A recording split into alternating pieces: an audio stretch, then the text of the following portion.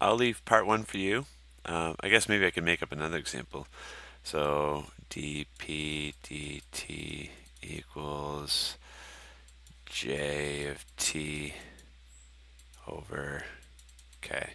So if P stands for population in this differential equation, if T stands for years, and if J stands for the number of jobs in the area, then this equation would say the rate of change of the population with respect to time, that's the dp over dt, is equal to the number of jobs at that time period divided by a constant k. And there's always these constant k's that we have to solve for depending on the town that we're talking about. Okay, so that's the type of thing you want to do for part one, except it's a different context. For part two, it says how many people are recovering per day if there are currently 2,000 people infected and the recovery time is 6 days. So this is the number of infected people. So that goes in for I of t. In this case, we're not plugging in some sort of function. We already know what the function's value is. This might be day 50. We just got told that I of 50 equals this. Okay? So we don't need to know what t is. This is just expressing what I is, the number of infected people. So dr dt equals 2,000, and then the recovery time is 6 days. K represents the number of days it takes to recover, so that means I'm just plugging in 6 in for k. Okay. Sorry, I think I missed that when I was interpreting this. When you interpret part one, when you do part one, when you make this interpretation, make sure you talk about how k is the number of days it takes to recover. Okay, so I plugged in 2,000 in for I, 6 in for k, and then with my calculator here, got 2,000 divided by 6. So that means we got about 333. The number of recovered persons is increasing by 333 people roughly per day. Okay, it's calculus, so it's an instantaneous rate of change. But loose interpretation would be that we are increasing. It's a positive derivative, so we are increasing the number of recovered people by 333 per day. And that makes sense, right? Because if you got 2,000 people infected, not all those people are dying. A lot of people are recovering, and they're not going to be infectious anymore. They're going to have immunity. Okay, part three. It says S of t represents the number of people that are susceptible to the disease given time t. Given the equation. Do we have S of t? Uh-oh, I'll fix this PDF. That's weird. What did I do wrong? I don't remember off the top of my head. I took this from, I think it was a government document. Sorry, there's no S of t, so you can't do part three yet. Okay, I think this part was something I was going to add in the problem of the week, but I eventually removed it to make it easier because the differential equation, the computation was just too hard. It would take too long. So I think I changed midway. So sorry, I'll edit that PDF. Our goal is to determine R of t. If you're given I of t, and if we have this equation up here, we can find R of t.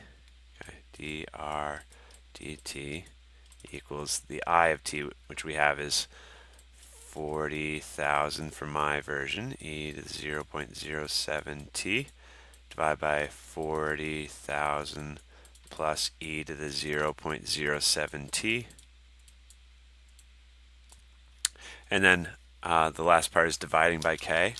So I'm just going to put that in parentheses down here because it's the same thing as multiplying by 1 over k. Right? So there's our differential equation. We're supposed to solve for R of t. This is a separable differential equation, right? We can separate the variables we're differentiating. And here, I'm not going to draw that again, make you sit there and watch me draw. Came out a bit yucky. I'm separating. D of t is on the right side. Oh, k, I actually know what k is, right? K is 6 according to part 2, so I can put a 6 in there. And now to figure out what R of t is, I would need to integrate both sides of this equation. So I get R of t equals this integral. I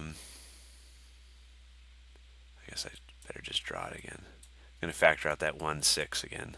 That's a constant. Now I have an integral. 40,000 e to the 0.07 t over 40,000 40,000 plus e to the 0.07t. This is all with respect to t. So to integrate this, we could let u be the denominator. U equals 40,000 plus e to the 0.07t. And if we're going to make that substitution, we need to have du. So the derivative of a constant is nothing. The derivative of this is 0.07 e to the 0.07t. So we almost have that in the numerator. We just have to deal with these messy constants a bit. So I'm going to first take care of this constant. I'll factor this 40,000 out. So this is 40,000 over 6 integral of e to the 0.07t over all this stuff down here. I'm just going to draw squiggly lines, same stuff.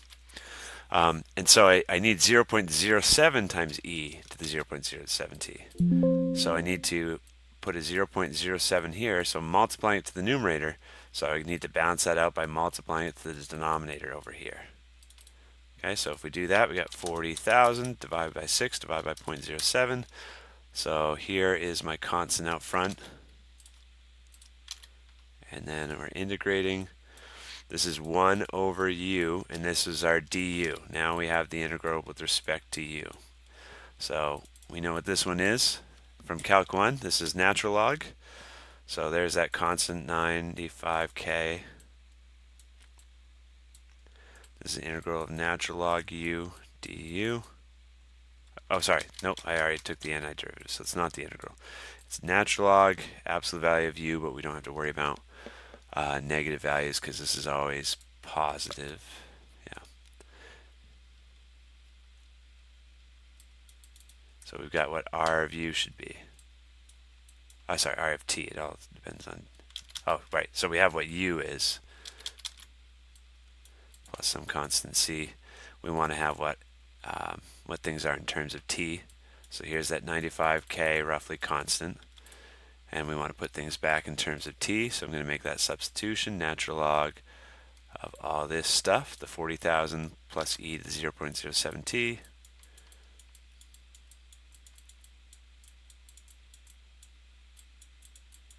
And still plus that constant c. Wait a second, so I took the antiderivative. Yeah, because if you multiply this times the arbitrary constant c, that's fine. Technically, the plus c should have started in here, but 95,000 times an arbitrary constant is still an arbitrary. So we can solve for that arbitrary constant c because at t equals 0, there should be 0 people infected. Let's see. Looks like at t equals 0, this is going to have 1 person infected. Roughly 1 person. But at t equals 0, there should be no persons recovered because nobody's had the illness, right? So we can assume this initial value information that r of 0 equals 0. So we can solve for that arbitrary constant c. This is r of t by plugging in this information. So we get net 95k times natural log of, this is going to be 1, right? 40,000 plus 1, and plus that arbitrary constant c. So if we subtract this from both sides, you get c equals negative 95, negative 95, 238 natural log 40,001. That's what our arbitrary constant c equals. Okay, so now we've completed the function, got the arbitrary constant c solved for, and we can use that in part 4. How many people recovered on day 50 of the outbreak? You just need to plug in, oh wait, where's my t? Oh yeah, up here. Plug in 50 in for t up here. So I'll do that. Real world math is always messy, huh? This is a town with 40,000 people in it. Recovery period of 6 days. So on day 50, I've got 95,238 times natural log of 40,000 plus e to the 0.07 times 50 power, and then plus this arbitrary constant c. So I can just say minus the 95,238 times natural log of 40,001. Okay. Alrighty. So with the calculator, 50 times point 0.07, I think it was. Yeah.